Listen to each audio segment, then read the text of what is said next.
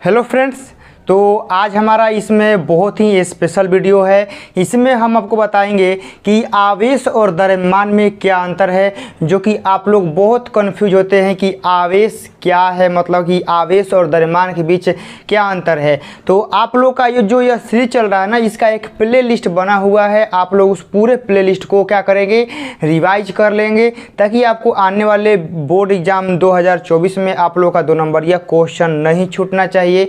तो आप लोग क्या करिएगा कि इसी पूरा प्ले लिस्ट, ठीक है ना, कम से कम हमको लगता है कि 6-7 वीडियो हो गया होगा और यह ऐड होगा, ठीक है ना, और पूरा ऐड होगा इसी में। तो आप लोग इसको बढ़िया से रिवाइज आप लोग करते रहेंगे, आप लोग इसी को बार बार देखते रहेंगे और देखला के बाद तो लोग की याद हो जाए, ठीक है ना। देखला के बाद तो लोग क्या हो जाए, एकदम तो लोग माइंड जो खोपड़ी बना, खोपड़ी में क्या कर दें तो लोग हम सेट कर दें।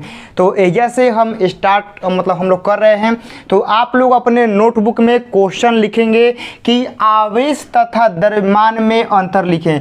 मतलब यह 2 नंबरिया में पूछा जाता है कि आवेश और द्रव्यमान के बीच में अंतर क्या है। तो देखिए अंतर कैसे लिखा जाता है ना, जैसे मान लीजिए कि हम करिया हैं, वो गोर है, तो अंतर ऐसे लिखा जाता है। कलर में होता है अंतर तो कलर में ही, ना कि मान लीजिए कि हम करिया है तो वो अमीर है, ये ऐसे अंतर नहीं होता है। अंतर का मतलब होता है कि जो मेरे पास नहीं है, तो क्या जो वह चीज़ मेरे पास नहीं है तो वह क्वालिटी उसमें है नहीं है, अच्छा है ख़राब है। तो अंतर का मतलब यह होता है, ठीक है ना कि मेरे में कुछ और ओकरा में कुछ और, ऐसे नहीं, ठीक है ना। जो आप लोग मेरे में देख रहे हैं वो दूसरे में भी होना चाहिए, ठीक है ना। तो ऐसे ही एकरा में है। जैसे देखिए आवेश क्या होता है कि विद्युत आवेश धनात्मक तथा ऋणात्मक दोनों होता है। यानी जो आवेश होता है ना, वो पॉजिटिव और निगेटिव दोनों होला। आवेश प्लस भी होता है, आवेश माइनस भी होता है। तो अब एकरे में बताना है, एकरे से रिलेटेड द्रव्यमान में बताना है, ठीक है ना। यानी जवन हम ये लिखेंगे एक बारे में, जस्ट एकरे इन्फॉर्मेशन हमको द्रव्यमान में लिखना है कि हाँ धनात्मक होता है कि निगेटिव होता है कि नहीं होता है कि क्या होता है, एकरे बारे में लिखा जाता है अंतर का मतलब यह होता है। तो चलिए, तो आवेश दोनों होता है, प्लस और माइनस दोनों होता है, लेकिन द्रव्यमान क्या होता है, ऑलवेज, सदैव, मतलब क्या, ऑलवेज, हमेशा क्या होता है, धनात्मक। द्रव्यमान आप लोग कभी सुने हैं -2 किलो, -5 किलो, -50 किलो, नहीं होता है। द्रव्यमान या तो 0 होगा ना तो हमेशा प्लस में होता है, ठीक है। अब चलिए दूसरा नंबर में आता है कि आवेश क्वांटीकृत होता है। क्वांटीकृत का एगो वीडियो डाल चुके हैं कि आवेश का क्वांटीकरण क्या है। देखिए आप लोग कभी द्रव्यमान सुने होंगे 1.5 किलो, 2.5 किलो, 1.25 किलो, 2.25 किलो, ऐसे आवेश नहीं होता है। आवेश हमेशा 1 coulomb, 2 coulomb, 3 coulomb, 10 coulomb, 50 coulomb, 1 lakh coulomb ऐसे होता है। 2.5, 1.25, पौने एकरा में नहीं होता है, ठीक है ना। ये सब एकरा में क्या होता है, नहीं होता है। तो आवेश क्वांटीकृत होते हैं। तो क्वांटीकृत का मतलब यह होता है ना कि वह प्राकृत संख्या के गुणनफल में होना चाहिए, से 1 coulomb, 2 coulomb, 3 coulomb, 50 coulomb, 100 coulomb, 80 coulomb, मतलब ऐसे होना चाहिए। तो क्वांटीकृत मतलब यही होता है, ठीक है ना, कि आवेश आप लोग पौने, 1.25, 2.5 एकरा में नहीं ले सकते हैं, आपको प्राकृत संख्या के गुणनफल के रूप में लेना होगा आप लोगों को, ठीक है ना। और द्रव्यमान क्वांटीकृत नहीं होते हैं। द्रव्यमान कैसे हो जाएगा, ठीक है ना, 2.5, पौने, 1.25, 2, 3 कितना हो जाएगा, ठीक है ना। क्योंकि आप लोग द्रव्यमान देखे होंगे, आप लोगों को 1.7 kg, 2.3 kg, चाहे 2 kg ऐसे होता है, ठीक है ना। द्रव्यमान कैसे हो जाएगा, लेकिन आवेश कैसे नहीं होता है। आवेश हमेशा प्राकृत संख्या के गुणनफल में होता है, ठीक है ना, 1 गुना, 2 गुना, 4 गुना, 5 गुना, ऐसे। अब चलिए 3 नंबर में आप लोग देखिए कि विद्युत आवेश सदैव संरक्षित होता है। देखिए आवेश कभी भी नष्ट नहीं होता है। एकरा में से इलेक्ट्रॉन ओकरा में जाएगा या ओकरा में से इलेक्ट्रॉन एकरा में आएगा, ठीक है ना, बस यही होता है। इलेक्ट्रॉन को हम लोग पैदा भी नहीं कर सकते हैं, ठीक है ना। यानी हमारे बस नहीं है ना कि हम इलेक्ट्रॉन पैदा कर देंगे, नहीं, हमारे बस की बात नहीं है, आप लोगों के बस की बात भी नहीं है, ठीक है ना। इलेक्ट्रॉन को बस क्या करेंगे कि एक वस्तु से निकाल कर दूसरा वस्तु में डाल देंगे या दूसरा वस्तु से निकाल कर हम लोग एकरा में डाल देंगे, मतलब सिर्फ स्थानांतरण कर सकते हैं, ठीक है ना। यानी तो नष्ट भी नहीं कर सकते हैं, उत्पन्न भी नहीं कर सकते हैं। तो आवेश क्या होता है, सदैव संरक्षित रहता है।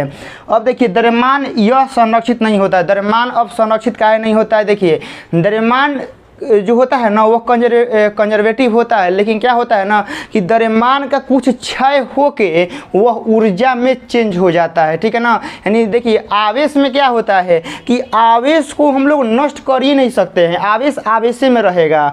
लेकिन द्रव्यमान क्या होता है ना कि द्रव्यमान में से थोड़ा सा मतलब कट छट के, ठीक है ना, थोड़ा सा कम होके वह ऊर्जा में चेंज हो जाएगा। लेकिन आवेश में ऐसा नहीं होता है, आवेश आवेश से रहेगा, आप 1% का चेंज नहीं कर सकते हैं। लेकिन द्रव्यमान में जो थोड़ा मोड़ा चेंजिंग होगा वह ऊर्जा में देखने को मिल सकता है, ठीक है ना। ये हो गया। अब लास्ट 4 नंबर है कि आवेशों के बीच आकर्षण तथा प्रतिकर्षण बल लगता है। आप लोग कूलम्ब बल का वीडियो डाले हैं। कूलम्ब बल क्या कहता है कि 2 आवेशों के बीच आकर्षण या प्रतिकर्षण बल दोनों लगता है ना।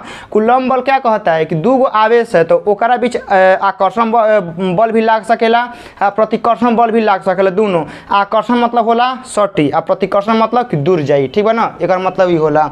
तो आवेशों के बीच आकर्षण और प्रतिकर्षण बल दोनों लाग सकता है, इस बात को आप लोग याद रखेंगे।